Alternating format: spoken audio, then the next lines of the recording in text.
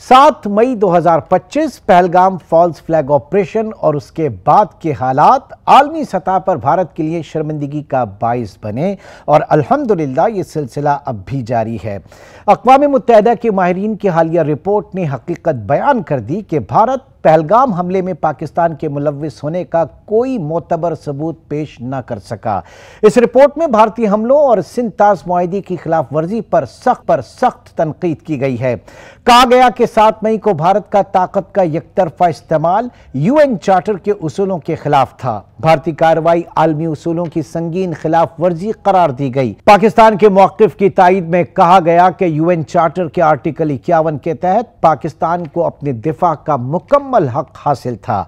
आज के प्रोग्राम में आपको यह भी बताएंगे कि रवां साल हजारों की तादाद में पाकिस्तानियों को मुख्तलिफ ममालिक ने क्यों डिपोर्ट किया, वो कौन सा माफिया है जिसके खिलाफ क्रैकडाउन जारी है और वो कौन से हुकूमती इक़दामात हैं जिनसे पाकिस्तानी पासपोर्ट की आलमी रैंकिंग बेहतर हुई।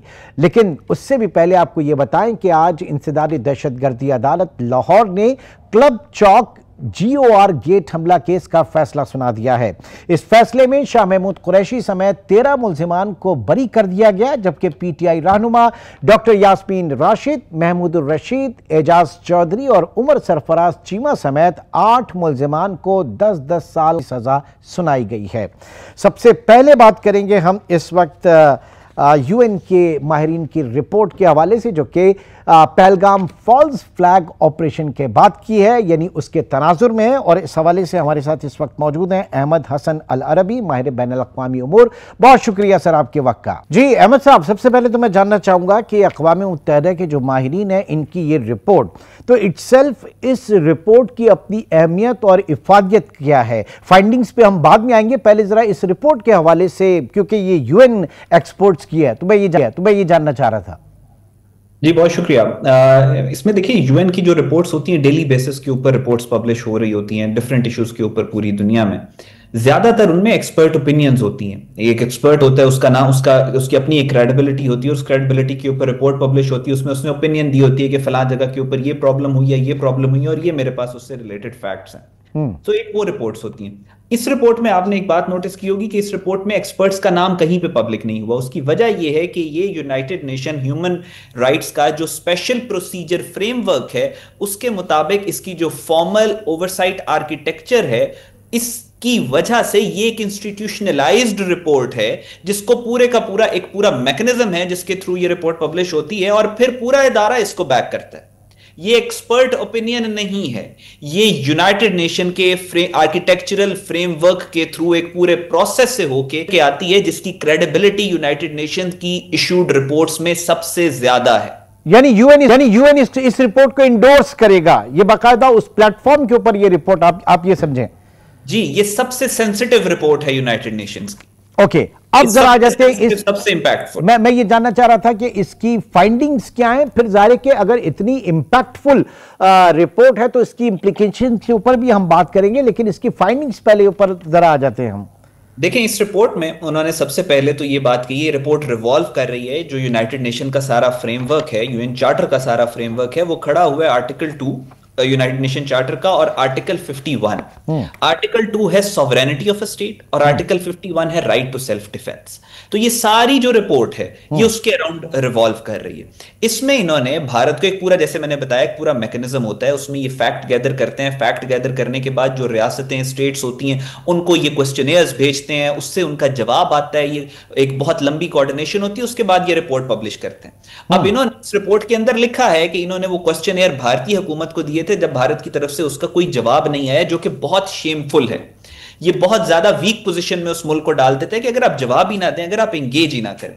इसके बाद ये रिपोर्ट ये कहती है कि यहां पे जो पाकिस्तान के अंदर जो भारत ने अटैक किया, उस अटैक में ह्यूमन राइट्स वायलेशन हुई और सिविलियंस को मारा गया। अब ये बात तो हम सारे कर रहे हैं एक तरह से, लेकिन जब यूएन ये बात करता है कि सिविलियंस को मारा गया है, तो इसका ये मतलब है कि भारत का पिछले 25-30 साल का बयानिया, जिसके ऊपर भारतीय हुकूमत खड़ी, ऊपर भारतीय फॉरेन पॉलिसी बिल्ड होती है कि पाकिस्तान में दहशतगर्द हैं, इस रिपोर्ट ने उस बयानिए की धज्जियां बिखेर के रख दी और इसको डिफेंड करने के लिए भारत ने जवाब ही कोई नहीं दिया। So this is big. उसके बाद ये रिपोर्ट ये कहती है कि भारत का जो एक्ट है the act of a country which is 1.25 billion की पॉपुलेशन वाली। देखिए मैं आपको सिर्फ इसका स्केल बता रहा हूं कितना बड़ा है। वो कहती है कि जो इन्होंने एक्ट किया है दैट इज इलीगल, यानी इलीगैलिटी, उस पूरे मुल्क की इलीगैलिटी के ऊपर अगर ये बात हो रही है तो आप सोचें कि ये मामला कितना सेंसिटिव है। और आप इसके पीछे माइंडसेट को देखें कि वो किस हद तक भारत को ग्लोबल पीस के लिए थ्रेट परसीव करते हैं कि वो इस तरह की बातें कर रहे हैं। तीसरा बहुत इंपॉर्टेंट फाइंडिंग जो इस रिपोर्ट की है वो पानियों के ऊपर है कि जैसे इन्होंने इसके अंदर ये कहा कि जिस तरीके से पानी बंद किया जा रहा है पाकिस्तान का, वो सिर्फ पाकिस्तान के लिए खतरा नहीं है, एयर एनवायरनमेंट के अंदर भारत रीजनल प्रॉब्लम्स क्रिएट कर रहा है और ये भारत पूरे खित्ते के लिए खतरा बनता जा रहा है। सो ये बहुत इंपॉर्टेंट फैक्ट्स हैं, ये बहुत इंपॉर्टेंट फाइंडिंग्स हैं इस रिपोर्ट की। और इस फाइंडिंग्स के ऊपर, इस रिपोर्ट के ऊपर अभी तक सख्ता तारी है, कब्रिस्तान की खामोशी है भारत की तरफ, जो मजीद आपको ये बात बताती है कि इसके इंप्लीकेशंस और इसका इंपैक्ट कैसा होने वाला है भारतीय रियासत के लिए। नहीं तो ये मैं जानना चाहूंगा कि जनाब इसको पाकिस्तान किस तरह से कैपिटलाइज, जाहिर है कि उसकी तायद हुई है, लेकिन इंटरनेशनल फोरम्स के ऊपर पाकिस्तान का केस कितना, खुद यूनाइटेड नेशन सबसे पहला तो बड़ा और इफेक्टिव फोरम जो है वो यूएन का ही है, वहां पर किस तरह से कैपिटलाइज किया जा सकता है। और दूसरा ये कि भारत की हठधर्मी है कि वो उनका जो क्वेश्चनर है उसी को उसने एंटरटेन नहीं किया। तो इन दोनों के ऊपर जरा मैं चाहूंगा अहमद साहब अपना व्यू पेश करें। देखें अब ये रिपोर्ट पब्लिश हो गई है, दिस इज देयर। अगले आने वाले 20-25 साल बाद यूएन के अंदर पाकिस्तान का जो भी रिप्रेजेंटेटिव होगा वो इस रिपोर्ट को एक रेफरेंस बना के भारत के खिलाफ बात करेगा। सो ये एक आपको समझ आनी चाहिए कि अब इट इज देयर। दूसरी बात ये कि हमें ये बात याद रखनी चाहिए कि ये रिपोर्ट पब्लिश हुई क्यों। क्या ये यूएन के अंदर हमारी लॉबिंग का नतीजा है? क्या ये हमारी जो दूसरे ममालिक के साथ ताल्लुकात हैं उनका नतीजा है? हमें ये बात पता होनी चाहिए, क्रिस्टल क्लियर होनी चाहिए कि रिपोर्ट पब्लिश इस वजह से हुई है कि हमने मार्का हक में भारत के दांत तोड़े और हमारी जो हार्ड पावर है उसने पाकिस्तान का सिक्का पूरी दुनिया में मनवाया है। और उस हार्ड पावर के सिक्के को जिस तरीके से हमने कैपिटलाइज किया है, हमें उसी ब्रॉडर फ्रेमवर्क को अपने जहन में रख के अपनी फॉरेन पॉलिसी को आगे लेके चलना है। और वो ये है कि जहां पे पाकिस्तान के इंटरेस्ट की बात आएगी हम किसी चीज की परवाह नहीं करेंगे, हमें जो कुर्बानी देना पड़ी हम वो देंगे पाकिस्तान के दिफा के लिए। सो जब आप ये माइंडसेट लेके जाएंगे तो फिर पूरी दुनिया में, अभी आप देखेंगे ये रिपोर्ट आई है, ये एक ऐसी स्नोबॉलिंग होगी, उसके बाद आप देखेंगे कि दुनिया की किस किस एनजीओ और किस किस इदारे की तरफ से इंडिया के खिलाफ रिपोर्ट्स आना शुरू हो जाएंगी। आप सिर्फ ये देखेंगे कि भारत किस तरीके से अंडर प्रेशर जाएगा। और ये जो जा रहा है हमें उसी तरीके से जो मार्का हक के बाद हमने अपनी फॉरेन पॉलिसी और मिलिट्री डिप्लोमेसी को जिस तरीके से हम चले, हमने उसी को मजीद बिल्डअप कर। चले, ये तो एक बहुत बड़ा डेटरेंट हो गया फिर हमारे पास इस वक्त ये रिपोर्ट जो है। लेकिन सवाल ये पैदा होता है कि भारत जो है वो किस तरह से बिहेव करेगा, क्योंकि वहां पर तो पहलगाम 2 की बात की जा रही है। क्या वो मिस एडवेंचर दोबारा करने की हिम्मत होगी जब इतने बड़े लेवल से इस तरह की रिपोर्ट सामने आई है और उसके एक जो उसका मौक़िफ़ था उसको निगेट कर दिया गया, मुस्तरद कर दिया गया। देखें, एक अंग्रेजी की कहावत है, कहते हैं नोबडी रिग्रेट्स बीइंग प्रिपेयर्ड।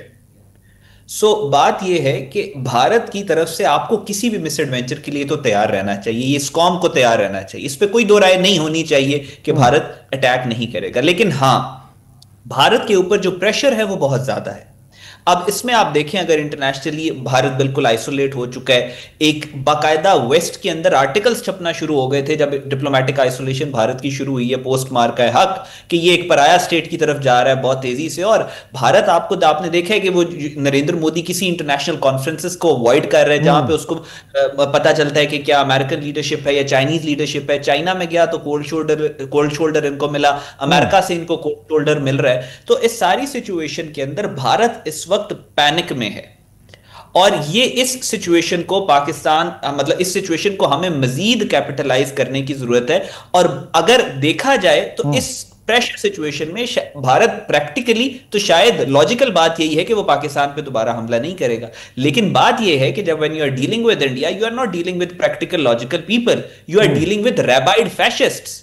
एक बुचर ऑफ गुजरात है जिसके पास न्यूक्लियर बॉम्ब है। बिल्कुल। अच्छा, किसी भी इवेंचुअलिटी के लिए प्रिपेयर्ड और जाहिर है कि पाकिस्तान उसके लिए तैयार भी है। लास्ट आपसे ये जानना चाहूंगा, इस कॉन्टेक्स्ट में इंडस वाटर ट्रीटी का फ्यूचर आप क्या देख रहे हैं, क्योंकि इस रिपोर्ट में बाकायदा कहा गया है कि पानी का रुख मोड़ने से या उसका बहाव कंट्रोल करने से पाकिस्तानी जो 24 करोड़ पाकिस्तानी हैं उनको जिक पहुंची है, उनका नुकसान हुआ है, वो मुतासिर हुए हैं। तो क्या आप देख रहे हैं फिर इस ट्रीटी के हवाले से?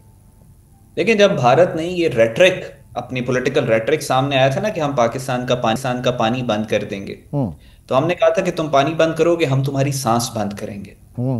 आज जो यूनाइटेड नेशंस की रिपोर्ट है, आज आप उस स्टेटमेंट का, उस स्ट्रेटेजिक कम्युनिकेशन का इंपैक्ट देख रहे हैं कि जब यूनाइटेड नेशंस ने खुद कहा है कि जब ये पाकिस्तान का पानी बंद करेंगे तो this is Pakistan red line, और Pakistan is a nuclear armed country, Bharat is a nuclear armed country, इस तरह की इन्वायरमेंट में ये इलीगल एक्ट होगा और ये पूरे खित्ते को केओस में, अनार्की में और पूरे खित्ते के लिए एक खतरा है, तो भारत को रोका जाए। This is very important, this is very important कि दुनिया अब ये मान रही है, जान रही है क्लियरली कि ये भारत है जो इस खित्ते में एक मिसचीफ करना चाहता है, और ये पाकिस्तान का पानी दुनिया कह रही है कि नहीं बंद कर सकेगा। अगर इसने कोशिश भी की तो उसके इंपैक्ट्स और इंप्लीकेशंस जो हैं वो बहुत वर्स होंगे इंडिया के लिए। और वो जाहिर है कि उसमें सबसे पहले खुद भारतीय आवाम जो है वो उससे मुतासिर होगी, जो कि इस वक्त मोदी सरकार के ज़ेर आताब है। बहुत सारे इसी से रिलेटेड और भी पहलू हैं। आगे आने वाले प्रोग्राम में एक बार फिर चाहेंगे कि हमें